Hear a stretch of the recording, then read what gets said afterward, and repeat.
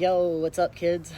This is a terrible angle because I am in fact on a morning walk and did not bring a tripod, did not plan on live casting. My hair is a hot mess, but I'm here. I'm guessing because of the ridiculous hour, some people will catch this on the replay. Also, I know that it's only ridiculous to people who don't have children because you've probably already been up. I also apologize because I don't have my microphone. So if anybody pops on here and you can't hear, let me know. Otherwise, this will just be a long video of my mouth moving and you guys hearing nothing, which is what I also imagine every parent understands when you ask your kids to do something, right? Hey, Gabby, how are you doing? Super, this is early for me and I'm super winded and sweaty because I just took like a couple mile walk because of course I went to the gym and forgot my swipe key to get in. So, I'm sitting in a weird position to not look awkward here. So I was listening to this podcast this morning. You guys may have heard me mention it before. It's called the Robcast. Rob Bell is like a kind of like an outlaw Christian writer, which I think just adds to his appeal. But some of his books were actually banned for sale from Christian book distributors because they thought he got too liberal with the Bible. But I was listening to his podcast called the Robcast. Genius fucking name. He was talking with another person named Don Golden, who I'll have to look up. He's an author, I believe. But I was impressed enough by what he was saying, and it really got me thinking this morning. So I'm just sharing it with you. I'm making these lives as like my own way back to my own understanding of a sense of like calling and purpose. Obviously, I love hair, but there's always been something within me that made me want to be a pastor. I don't know, it's 2020, not necessarily a thing that a lot of people are like striving for, but I was up till 2:00 in the morning researching the history of stoles. Stoles are like the scarf thing that people, that ordained ministers wear around their neck. So I was actually like daydreaming about when I become ordained and can get my first stole. So that's cool. And there's some work going on beside me. So if you hear loud noises, that's what's up. But yeah, so I was up till like 2:00 researching seminaries, different denominations, how to plant churches in different denominations, and the history of the stole. So that's me. I also woke up at 5:00 for no apparent reason. I usually wake up at 10, so no big deal. But I decided to come on a walk and listen to the Robcast today. And it really, really got me thinking, so much so that I only made it halfway through the Robcast. And I had to like pause, write stuff down, send the link to like 15 friends that I know I can talk about this with. And then I walked over here to St. Bonaventure. I'm right outside the chapel here because I wanted to be like in a spiritual place, right? To just like drop this live. So I have so many things to say on the topic of religion and spirituality. It's such an interest of mine. And some of you who have gotten to know me within the past like 8 years might not know that about me, but I've always been like a religious and spirituality nerd. And so I'm just kind of coming back around to the idea of being able to engage that now. I actually see some of my friends from college on here. Actually, like the last 3 people are from college. So what up, Nyack? But so my thoughts on the Bible this morning, were basically like on the overarching narrative of the Bible, right?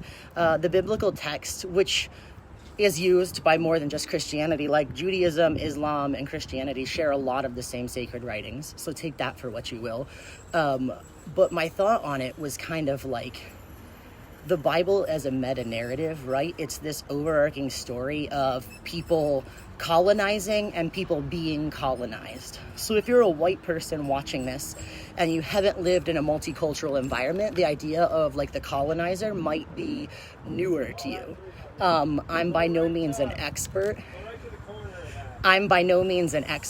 but I've been like kind of reading about this lately and seeking out some friends who have knowledge on the topic, right? And the idea is that basically like Britain and like, you know, like white Western European countries went throughout the rest of the world and colonized them, right? That's a sociological thing that happened, right? They went to different areas. We went to different areas. Probably my ancestors went to different areas and said, boom, we own this now, right? And then they imposed their way of life on people. America did that to native people that were here, right? We colonized. It's a real shitty thing because we weren't meant to all be the same. But the Bible is a story of people colonizing and being colonized. And so like in a way, that has a direct relationship to Romans 2, yes. This has a direct relationship to where we are at in our world today, right? Because America isn't like an original nation. We're, one of the younger nations in the world, and we are colonizers. And so what happened was, like, white people came to America and imposed our views on the native culture, this rich, beautiful, spiritual, deep, communal, loving culture that was here. And we gaslit them, and we called them savages, and we took their scalps, and we took their children, and we sent them to schools to make them like us, and we killed them with our weapons, and we gave them diseases, and we colonized, right? That's how we got here. And I think some people forget that. But I think because of that, like, if you look at the Bible as a literary tool, the Bible is actually like a library of books, for those of you who haven't ever thought about that. It's a library of ancient books, like 66 books, depending on your religion and stuff. But it's a library of books that is a ancient retelling of the history of colonizer and colonizing. And it's really interesting because, like, things never fare well for the colonizer. And I just think that has, like, a lot of bearing about how we think about faith and spirituality today, because, like, are we actively colonizing, or are we creating intersectional safe spaces where everybody can grow, right? That, to me, would be like participating in the retelling of the narrative of the Bible. And so, like, it's not our job as white people, as Christians, as any group in power. Like, it's not our job to cause people to want to assimilate. It's our job to take the message of the Bible to people, which is like, you do not have to be in that colonizer mentality. Like, you can break free of it. Like I said before in one of my lives, there's a verse in Proverbs where it talks about, above all else, guard your heart, for it's the wellspring of life. Guard who you are and be that, because that's when the world will flourish. And so, like, we shouldn't be colonizing. We should be encouraging people to be who God made them to be, right? And God is like people have different understandings of what God is. But if you're like a theist, which means, like, if you believe in a singular God, a monotheist would be a singular God, a polytheist would be multiple gods. But if you believe in a higher power, I feel like the height of that higher power and the height of the message of that higher power would be like the reunification and the bringing together of disparate people and sharing narratives and decolonizing and celebrating diversity. What up, Justin? You dropped in a great point. So you guys have seen me talk to my friend Justin a little bit, but from what I know of him, and we haven't actually got to meet in person, but we've talked a lot. From what I know of Justin, he would be like a perfect example of someone who, like, could be colonized or could celebrate their diversity, because Justin comes from a multicultural background. And so, like, Justin and I talk a lot about racial justice and social justice, especially in our area, because it's very interesting to be a progressive, decolonizing, social justice voice activist in our area, because we are in such a small area. We're in a tiny area of Western New York, but weirdly, because of the events of the world during COVID, the spotlight has actually been on Western New York. Barack Obama was like retweeted an article in Time magazine about a protest in Olean. We've been participating in both Justin and myself, and then the groups that we respectively work with, Jamestown Justice Coalition and Olean Racial Justice Coalition. We've been participating in this larger cultural narrative about Black Lives Matter, and about, like, for me personally in our group, like LGBTQ Black Lives Matter. I know Justin's done some work on that too.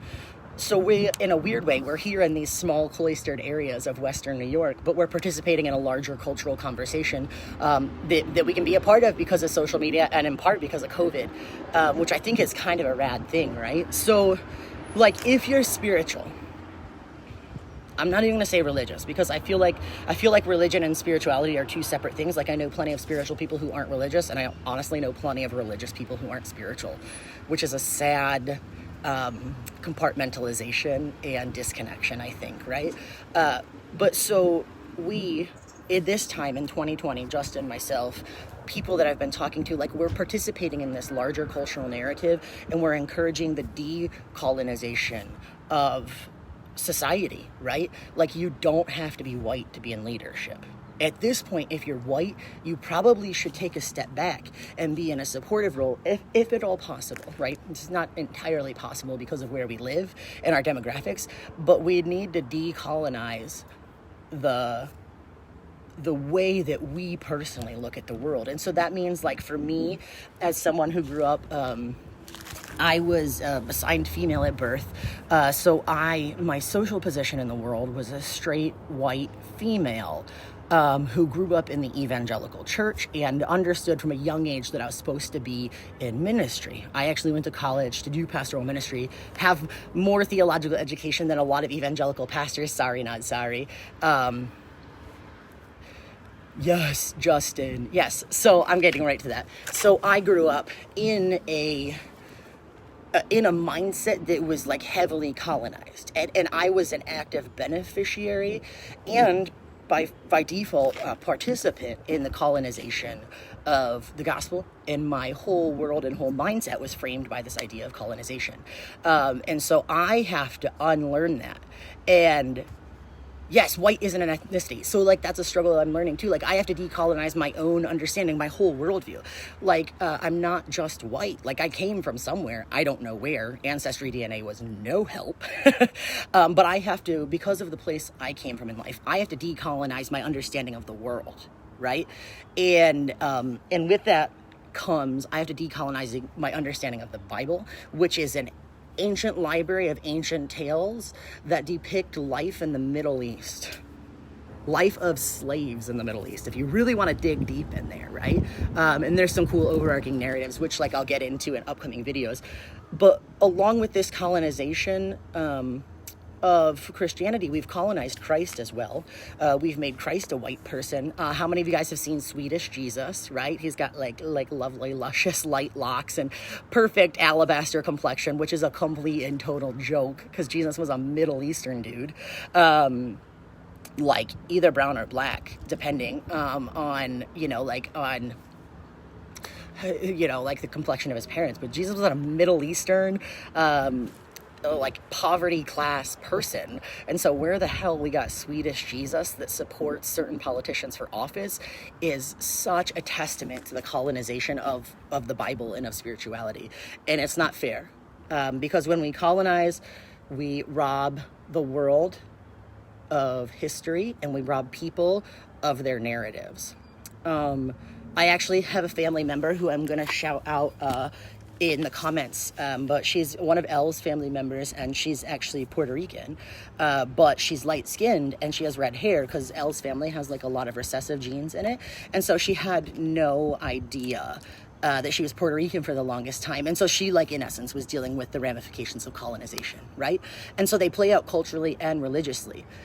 But guess what happens? Like, when America says they're a Christian nation, which I have beef with that to begin with, but when America says we're a Christian nation, America is literally, in essence, a colonizer, and we're prescribing to colonizing religious ideas, right?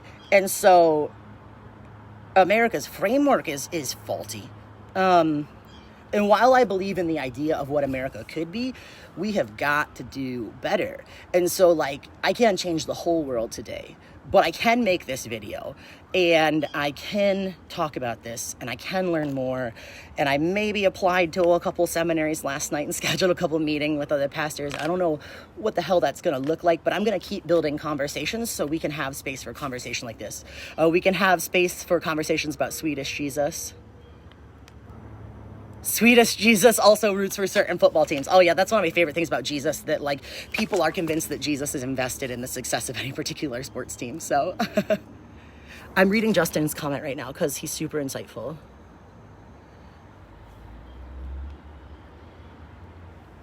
Yes, bro, I'm gonna just bring Justin on the live and let him take it over now.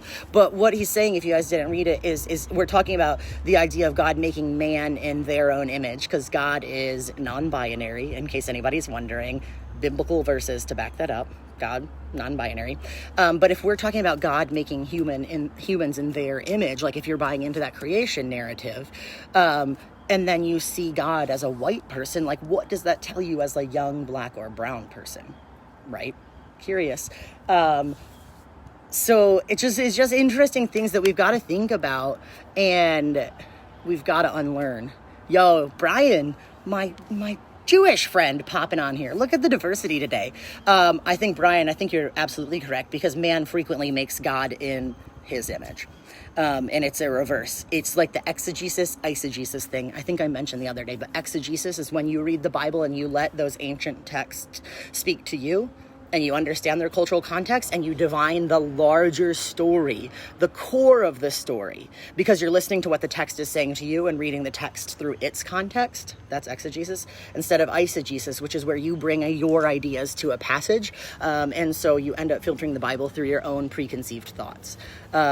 Such an interesting cultural... Yes, there's so much history from white people using the Bible, using God, using Jesus to colonize, to nullify, to diminish, and to villainize black and brown people and poor people. And that, my friends, is the greatest fucking hoax in all of history, bro. That's the greatest hoax. The Bible was written to champion poor minorities. I'm just going to pause on that. Like the Bible was written, the story of the Bible is championing poor minorities who have come out of oppression. If you want to get real deep, the early books of the Old Testament are actually about, there's a word for this, and I wish my friend Bree was on this chat, but the early books of the Old Testament are actually about the psychology of unlearning being a victim of generational trauma. If you want to bring it, epigenetics. Where's Bree? I am tagging her in this later. Epigenetics is this idea that your neural pathways are rewired by experiencing hardship and poverty and surviving it. And so like essentially the books of the Old Testament are actually like a study in epigenetics, if you read them, right? Because they're the narrative of a people who were oppressed, who were slaves, who were colonized, and then they break free. And then they wander through the desert trying to find out who they are. That is where the Old Testament leaves off. When the Old Testament leaves off, the Israelites, these slave people, are wandering in the desert trying to find out who they are, trying to figure out who God is, and trying to figure out what the hell they're doing. And that is where the gospel comes in. And the gospel is like, bro, this is who you are. This is who you're meant to be in this world, and God loves you just like that. That's the New Testament. Just summed it up right there. Yes, Justin, yes. So epigenetics, your brain is rewired by historical and generational trauma. You got to understand that like when someone goes through trauma, their brain is rewired and their body chemistry works differently. And when they have a child, that child has a diverse genetic and neural makeup that is an imprint of trauma. And that's why systemic racism is real. And that's why generational trauma is real. Because trauma just doesn't affect the person who goes through it. It affects their lineage. And that's why we, as white people who have unwittingly been colonizers, I'm going to give people the benefit of the doubt. After 2020, you fucking know you were a colonizer. But before, I'm giving you the benefit of the doubt because a lot of people are learning right now. And it's a cool thing. But we, as current white people, might not have ever owned slaves, but we need to recognize that our neural pathways are wired to have been in a position of perceived power, right? And you don't think, when you're a poor person, you don't think that. But the thing is that happens, right? Even coming from like a poorer white background, I could live on the streets as a poor white person in America and still be richer than some people that are working in third world countries. Been there, done there, talked about that. We'll talk about it another time. But so my neural pathways are wired from my experience and from my parents' experience and from their experience. And people who are black and who are brown and who are Asian and who are non-neurotypical, who come from non-neurotypical families, their neural pathways are wired differently. So they are actually daily experiencing the effects of the trauma that their forefathers suffered. And that's just talking about genetics. That's not even talking about sociology. If you want to get wild, let's talk about how redlining, meaning dividing up cities in certain areas, and city planning doesn't sound that zany, right? City planning is responsible for a higher mortality rate of minority infants. Scientific studies on all of this. That's why we need to just actually admit there's a problem and move on. There's so much evidence for it, from religion to science, to psychology, to civil engineering. Like, y'all didn't go into civil engineering because you wanted to be a social justice warrior, but you can be. To financial planning, to government, to educational systems, to food equity and working to solve food deserts. Like, all of these things are, at their core, both socially justice issues, they're social justice issues, and they're religious and spiritual issues. Let's get wild, Justin, let's do it. But these things all tie together. And when you read the Bible through the Bible's context, and you understand the history of the people that are being written about, and you understand the history of the writers, because hey, the writers bring a voice to the context, right? The writers bring a voice to the text. When you understand those things, you can decolonize the reading of the Bible that most American evangelicals have been taught. And I'm not here to shit on evangelicals, because you can grow. I grew. I learned. I came out. I'm sitting at a Catholic university, yo. I was taught Catholics aren't even Christians. And let me tell you, the Franciscans, they've got something that I'm all about. That's why I chose to sit here, because it's a spiritual place. I chose to sit here for this. But I had to decolonize and deconstruct and then reconstruct my understanding of the Bible, of who I am in this world. Yo, from the youngest ages of my life, from the age of 5, I thought I was supposed to be a pastor. I had to give that up completely. 10 years that I've given up on this dream. And just since I've been involved with the Olean Racial Justice Coalition and social justice efforts in this area, just since then, since 2 months, have I been able to come back around to my understanding of who I'm supposed to be. It took that long for me to unwire neural pathways in my brain. It took so much to unwire, and here I am. So if you're an evangelical or Protestant, like, I'm not shitting on you. You can do better, but you've actually got to do better and decolonize your understanding of the world and stop using the Bible to hide racism and homophobia, because that's your context. It's not the Bible's context. The Bible's context is much bigger than you.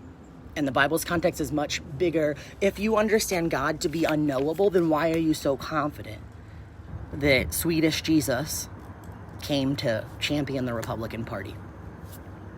Right? Bro, Justin, don't even get me talking about the Council of Nicea. Council of Nicea was in 400 BC, and it was where, like, books of the Bible were canonized. Basically, a group of upper class, upper echelon male, probably white dudes. You know what I mean? Like the people in power. The people in power came together and they decided what books of the Bible were going to get put in the Bible. Bro, you know how many books of the Bible that weren't even put in the Bible? There's so many. Let's talk about it. Colonizer, just saying. Justin, thank you for being my hype man. I swear to God, I've never met this man in real life, and he's already one of my favorite people, so that's what I'm saying. Italian. There we go. Thank you. Basically, the Council of Nicea was part of the marriage of the church and state, where the church became part of the governing body of England, like the Anglican church. This is a longer history. This is the compressed version. But the church at the Council of Nicea, Constantine, the emperor, made the Bible what it was made the Bible what it is today, canonized the certain books, this council did, and then they made that part of the governance of the whole world. And then you like work your way up to Anglican history, and the Church of England was like, certain things were not working right, and so then there's a division between like Anglicans and Protestants. There's a branch off of Catholics, and then you go even further towards now, and then you have the evangelical churches popping up. Yo, when I say the evangelical church is not the OG church, they are not the OG church, bro. So many evangelical denominations are under 200 years old. You know how crazy that is in terms of world history? They're infants. And a lot of non-denominational evangelical churches, they got 10 years under their belt. 10 years. Church history. And those are the people that are speaking the loudest. Those are the people that are actively preaching racism and homophobia from the pulpit. Yo, that's wild. That's like letting a kindergartner decide your morals. Get out of here. Get out of here. Yo, Justin, I love this. So, Justin's comments are leading me to tell you guys about something. So I've been doing some research, and while most people said I should run away from the church and just get a collar, just be ordained, just start something, I have so much respect for church history that I don't just want to pop off. Like I'm technically ordained right now. I have 4 years of Bible college, but you don't even need that. You need $30 and a payment to the Universal Life Church, and you're ordained. So technically I'm ordained right now. I got ordained to do some weddings and stuff. But I have too much respect to start something without like an overarching church body. So that's why I'm working on seminary. More on that in the future. But what I am doing in the meantime is I'm running this conversations page. So you guys have probably seen me mention it. There's Conversations Official, which is like the official announcement page, where anything regarding like any meetings or events or like the podcast I dropped, all the links will be there. So the Conversations Official page is like the bulletin board. And then the Conversations Official group is the digital conversation. So that's where I'm posting daily prompts and trying to engage with people. What I'm trying to do is build a digital church, because I don't know where I'm going in the future. I don't know what all this means, but I know we should be talking right now, right? So if you want to engage in conversations like this, please understand that even if you're not Christian, I want everybody in there to have a conversation, right? And we're not there to debate. I don't want anyone to come into that group with the mindset of we're going to change someone's opinion. I just want to dialogue, right? So check the Conversations Official and Conversations group pages. I also made a Conversations YouTube that you can check out. So I'll be reposting all my videos there. But what I'm going to do is every Sunday, I'm going to upload a service. There's no liturgy, there's no offering plate, but I'm just going to have a weekly conversation with myself some weeks, with other people some weeks. But I would like to bring up, I'm planning to bring different people into the conversation. So like I hit up Justin about this idea maybe. So maybe we do like a Zoom chat, which we live cast to Facebook and YouTube, and we have a conversation, and then you guys can participate in it too by sending us messages, and then we'll post the videos on YouTube and Facebook. I also started a TikTok for that purpose. So I don't have enough people to go live on TikTok or anything, but I'm starting to get it out there. So if you want to join this conversation, there is room for everybody. We're decolonizing, we're deconstructing, and we're reconstructing on a better framework. I don't know what it'll look like in the future. I don't know what my life will look like in the future. But I know that this is something that I've been called to and something that's needed. So please join us as a part of the Conversations group. I can't wait to continue these sorts of conversations. So yeah, church is the people. It definitely can be digital. So I'm going to look into some Zoom options today, because it looks like with Zoom, you can broadcast via Facebook and YouTube, like live stream. And so I want to try to reach as many people as possible across different social media platforms, because different platforms hit different age brackets. So I'm trying to work them all, get everybody in there, get an intergenerational, intersectional group of people to have a dialogue about what it means to be an enlightened, spiritual, conscious, woke person in 2020. So that's my thoughts on colonization, America, Swedish Jesus, and all that entails. So thank you guys for hanging out. This went longer than I thought it was going to be, but I'm happy about it. And I'm so glad that you guys are participating, because really a conversation takes at least two people, and my phone doesn't count as a person. So it's much better when you guys are involved. Emily, are you trying to find the Conversations group?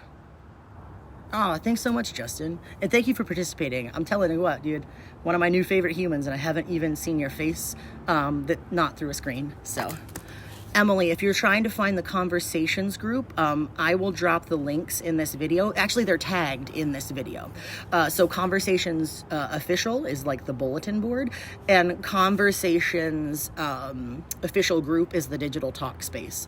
I did put a YouTube up. It's Conversations with Leo WT, trying to wrap both my brands in there. I have a TikTok, which is Leo WT Hair. I have an Insta, but that's mostly hair stuff. Add me. Message me, add the group, post your own thoughts on the group, post podcast, post pictures of art that make you think about spirituality. Let's talk. Let's start the conversation. So, Cynthia, thank you so much. It's been a weird ass journey, bro. Like, I don't even know. And I'm not even at the middle. Like, if you look at my chronological life, span. It's been a wild journey, but it brought me to where I am today. So I'm really excited about where it's going to go. Follow conversations, like conversations, add conversations. I'm not making any money off of this. I don't have any sponsors. I don't need any money. I just need you guys to join me so that we can have this conversation, because it's really boring to talk to myself. So I'm going to head home. I got a beautiful wife to get ready for work with and a lovely salon to go to. I can't wait to see what's going to happen. Emily, perfect, fantastic. You already followed. Okay, cool. So one last thing. This Sunday, where it's gonna have a conversations video. I had one last Sunday. It's like a little bit smaller, but I'm just gonna keep posting them on YouTube, and whoever watches. That's cool. But this Sunday, I don't have a time yet because I'm still collaborating. That's my beautiful wife. She just gave a heart to me. This Sunday, actually, Elle, my beautiful wife, and myself are going to film a live react video to my podcast, which I made with my friend Collins, who is also going to be on the screen with us. So what we're going to do is we're going to start a watch party, and we're going to play the podcast, and you guys are going to get to watch Elle's reaction to my ridiculousness firsthand, which is really hilarious because she knows me better than anyone else, and she loves me more than anyone else, and she loves me enough to say, you probably shouldn't have said that. So this Sunday, I'll drop the time on my page. I'll drop the time on Conversations Official, and I'll drop the time on the Conversations group as soon as we have it set. Collins lives on the West Coast, so we're just trying to figure out a time. I also have Sensory Sunday this week. So it's looking like Sunday night. We're going to go live. We're either going to have mimosas or wine, which always means a good time. And I would love for you guys to join. 2 of you, 200, like whatever. It's going to be what it needs to be, but it'll be happening no matter what. So Sunday night, watch my page, watch the Conversations page for updates, and we'll make it happen. Thank you all so much for listening. I'm going to get my walk back on because I'm trying to be like a healthy person, and I'm going to go do some hair with my lovely wife. I hope to see some of you guys in my chair. I hope to see other you guys in my inbox. Thank you so much for listening. Please leave your comments. Please like, share, spread, all the good things. My son, when he was in his YouTube phase, when he was younger, he'd be like, drop a like. So if you guys can drop a like or follow, I don't know where the button is on your screen, but drop a like or follow, drop a comment. Thank you for all the love. Katie, you got to catch this on the replay because I know you're gonna love it. I know you're gonna vibe with it. You're cool. Hope your baby's doing well. I'll talk to everybody later. Have a good day. Bye.